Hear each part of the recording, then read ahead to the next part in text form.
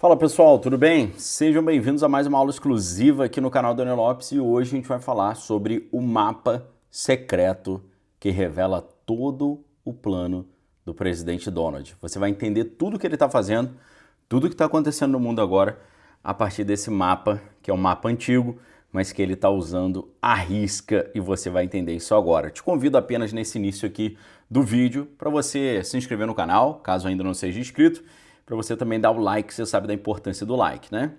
Meus amigos, eu quero, antes de mostrar o mapa, contar uma história para vocês, tá?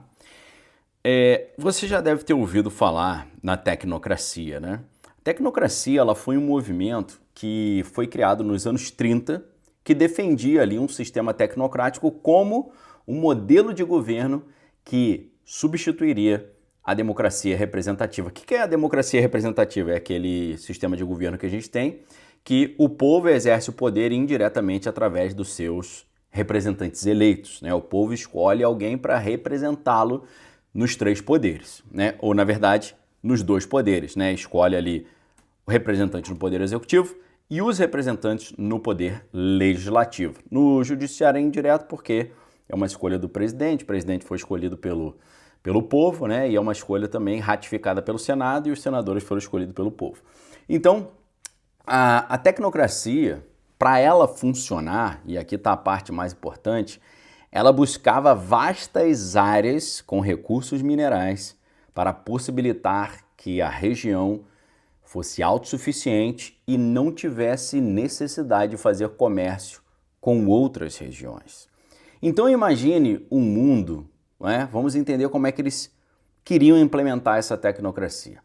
Imagine um mundo onde o dinheiro não existe mais, onde as decisões políticas elas não são tomadas por políticos que foram escolhidos pelo povo, mas decisões políticas que foram tomadas ali por engenheiros, por cientistas. E nesse cenário, nesse plano que eles montaram, todos os cidadãos recebem a mesma quantidade de bens e serviços, independentemente do trabalho que eles fazem. Essa proposta ousada do movimento da tecnocracia ganhou muita força nos Estados Unidos e no Canadá durante a grande crise que se sucedeu à crise de 29, que ficou conhecida como a Grande Depressão. Esse movimento tecnocrático foi liderado ali por figuras como o engenheiro Howard Scott. Ele criticava o sistema econômico baseado em preço e em dinheiro, ou seja, eles queriam criar um sistema onde não havia nem preço e nem dinheiro. Que maravilha, né? E eles chamavam esse sistema do sistema de preços. Para ele, esse sistema de preços e de dinheiro era ineficiente e causava crises como a crise de 29. Em vez disso, então, eles estavam defendendo um governo comandado por especialistas e técnicos, e esse governo, obviamente, eles chamavam de uma tecnocracia, que usaria a ciência para gerenciar a sociedade de forma racional, segundo eles, né? O coração dessa ideia da tecnocracia era medir tudo em termos de energia. Eles propunham substituir o dinheiro por certificado de energia, que era uma espécie de um vale emitido ali periodicamente para cada cidadão adulto acima de 25 anos, com um valor igual para todo mundo, mesmo valor para todos, né? Esses certificados representariam a energia total usada para produzir os bens e serviços no continente. Você usaria esses certificados para comprar o que precisava, comida, né? Ter moradia, transporte, mas eles expirariam depois de um tempo para evitar a acumulação de riqueza. Evitar a acumulação de riqueza. Ninguém ia poder comprar as coisas porque eles partem da ideia de que não tem mais propriedade privada, principalmente a propriedade privada dos meios de produção. Então, nesse mundo utópico defendido pela tecnocracia, não tinha nem rico nem pobre, todo mundo teria acesso igual e com abundância a tudo aquilo que seria produzido pelas máquinas e pela tecnologia. Lembrando que essa ideia é dos anos 30. Só que, para esse paraíso na Terra funcionar, tinha uma questão aí. Qual que era a questão? Eles acreditavam que para isso funcionar era necessário uma área geográfica muito grande, rica em recursos naturais e capaz de ser autossuficiente com pouco comércio externo. Então, para essas áreas serem autossuficientes, precisava ser uma área muito grande, com muito acesso a recursos. E foi aí que surgiu o conceito de tecnato. Tecnato era o quê? uma super-região, uma região gigante governada por esses princípios. Como é que era o plano, então, de implementação desse tecnato? Esse plano, obviamente, como eu falei a vocês, queria substituir o sistema de preço, que era visto como obsoleto e causador aí de escassez artificial, por um sistema de distribuição baseado na medição física de energia. Então, de acordo com esse plano, uma civilização com alta energia como a América do Norte, a tecnologia já permitiria produzir abundância de bens e de serviços. O problema não seria nem a produção, mas a distribuição. O dinheiro, baseado num valor subjetivo e baseado na escassez, lembrando que a ideia de economia hoje é baseada na escassez, ele falha nessa era de máquina e automação. Então, em vez disso, o tecnato propunha medir o total de energia convertida no continente, ali usando quilowatt-hora, e distribuir isso igualmente via esses certificados. Então, esses certificados não seriam transferíveis, não seriam acumuláveis e expirariam para impedir o acúmulo de patrimônio, ascensão social e especulação, tá? Então, esses certificados eram como se fossem cheques em branco para bens consumíveis individuais, não meios de produção, tá? Então, isso, segundo eles, seria muito bom porque eliminaria o desemprego, os delitos motivados pela ganância e as desigualdades, porque todo mundo teria acesso garantido ao essencial e a tudo que é produzido, tá? Então, isso só seria viável num continente, numa área muito grande, autossuficiente, com recursos integrados ali de água, transporte unificado, produção automatizada. A administração seria por sequências funcionais, dividir as atividades em energia, transporte e agricultura, sempre lideradas por técnicos sem política partidária. O objetivo seria máxima eficiência. Lembra da palavra eficiência, Departamento de Eficiência Governamental? Mínimo trabalho humano e abundância para todo mundo. Essa visão, embora nunca implementada até agora, influenciou o debate sobre renda básica na época, automação, planejamento científico, e esse plano do tecnato ele tem um mapa.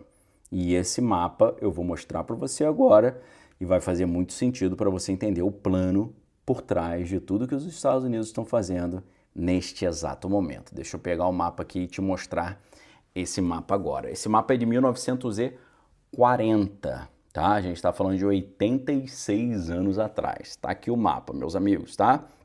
O que está escrito aqui nesse mapa? The Tecnate of America, o tecnato da América. Você pode ver que esse mapa inclui tudo junto ali no mesmo sistema administrado, começando de cima para baixo, do norte para o sul. Canadá, Groenlândia, Canadá, Estados Unidos, México, América Central, que vai envolver ali a América Central, Panamá, Costa Rica, Nicarágua e Cuba também está ali. E você vai ver aqui embaixo, nesse meu dedinho aqui que está mexendo, a Venezuela e a Guiana, ok? A Guiana os Estados Unidos já controlam, Então, será que é coincidência? O presidente Donald Trump já chega ao poder em 2025, no dia 20 de janeiro de 2025, falando que ele quer incorporar aos Estados Unidos o Canadá, incorporar aos Estados Unidos a Groenlândia, incorporar, ele já falou agora, o México, incorporar também o Panamá, Cuba e a Venezuela.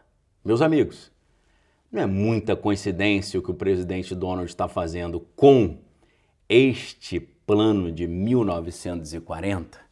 Lembrando que esse plano aqui tinha um dos seus participantes, o avô de um cara muito importante que, se você conhece meu trabalho, você já sabe.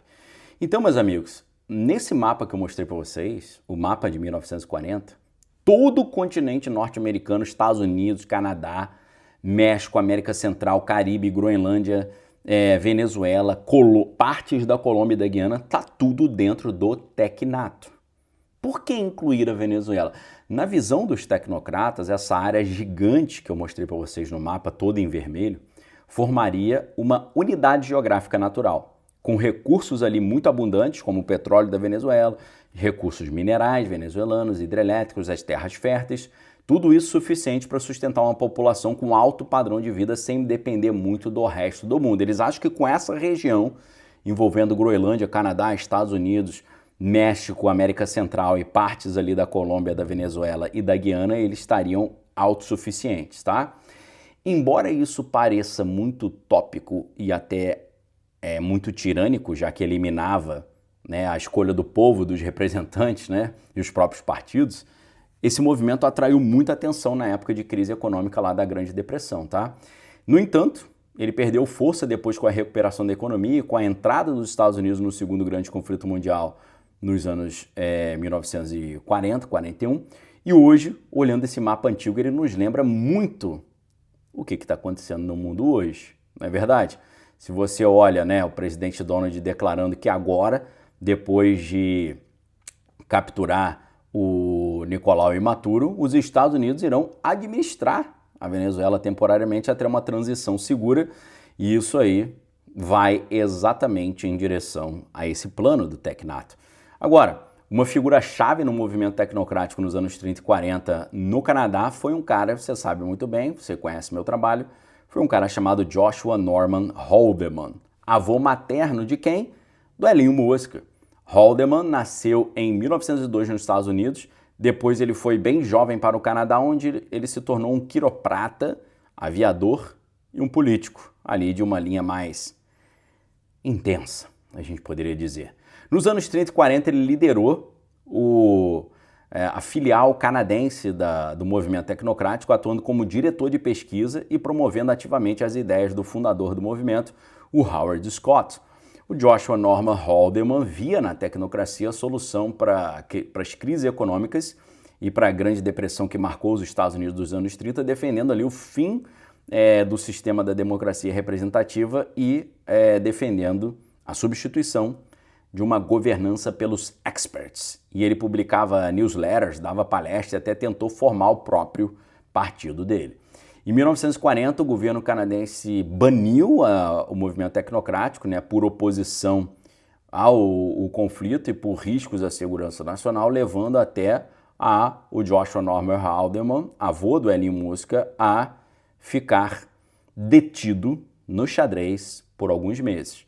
E aí, desiludido com aquilo tudo, ele foi para a África do Sul em 1950, onde ele apoiou aquela divisão da sociedade entre o povo local e o povo de fora, e continuou várias ideias ali bem contrárias aos preceitos mais importantes do Ocidente, né? E é claro que Elinho Mosca cresceu ouvindo as histórias de aventura do seu avô, né? Os biógrafos sugerem que essas histórias ali do seu avô influenciaram a sua visão de mundo.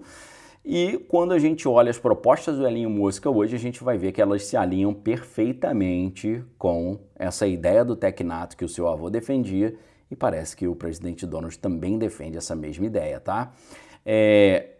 Por exemplo, Musk, ele critica repetidamente a burocracia governamental ineficiente, né?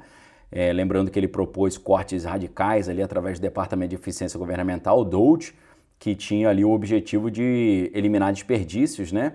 E eliminar agências desnecessárias, né? Muito similar àquela proposta tecnocrática de substituir a política por uma administração técnica.